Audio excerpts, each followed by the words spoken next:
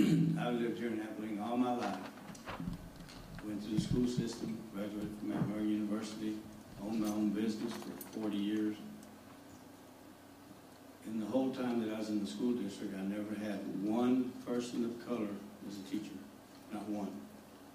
And when I went to McMurray, it wasn't much different.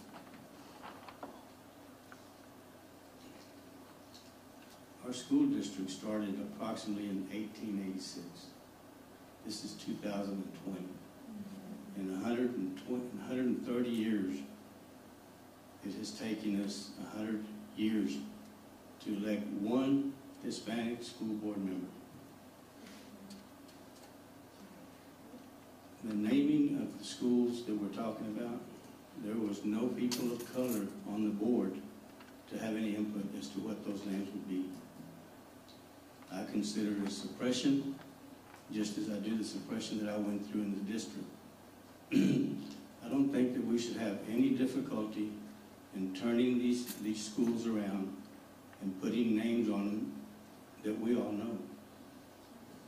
We can't erase the history. I mean, my God, we got rid of Lincoln, but I can still look him up and I can Google him on my phone and it'll tell me all about Lincoln. But the school's gone, so did we erase Lincoln from the history books? I don't think so. We're not going to erase Robert E. Lee. We're not going to erase Johnston or any of the other two schools. They're still going to be there in the history books. But I don't think that it's right that we have to put up with the same suppression that we put up with for 60 years every time we drive by those schools. It's not right.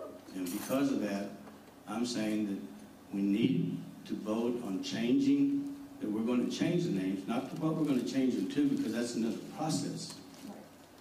And that's what I was thinking we were doing today. You know that in 135 years we've had 6 people of color on this board. What does that say about the school names? It runs concurrent with that. It's, what do we call it, systemic racism? That's what that is. And I, for one, it's difficult for me to tolerate it. I can talk here, tell you my experiences in Abilene ISD, and they were not good. Even though I had some very good, fantastic teachers. Mr. Lewis Duncan is a role model for me. But nevertheless, there was a lot of suppression. There was a lot of personal attacks on me as a young man.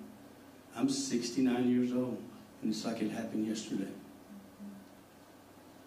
If I wasn't man enough, I'd cry, just to show you how I feel inside. So it's not right. It is absolutely not right to leave these schools the way they are. And we need to have the courage to step up and do what's right. Now, we can discuss all this stuff about who we're going to name, what we're going to name, after we decide, are we going to rename them? Everyone was ready to rename these schools a month ago to start the process. So what has happened between then and now? What always happens? Somebody runs block.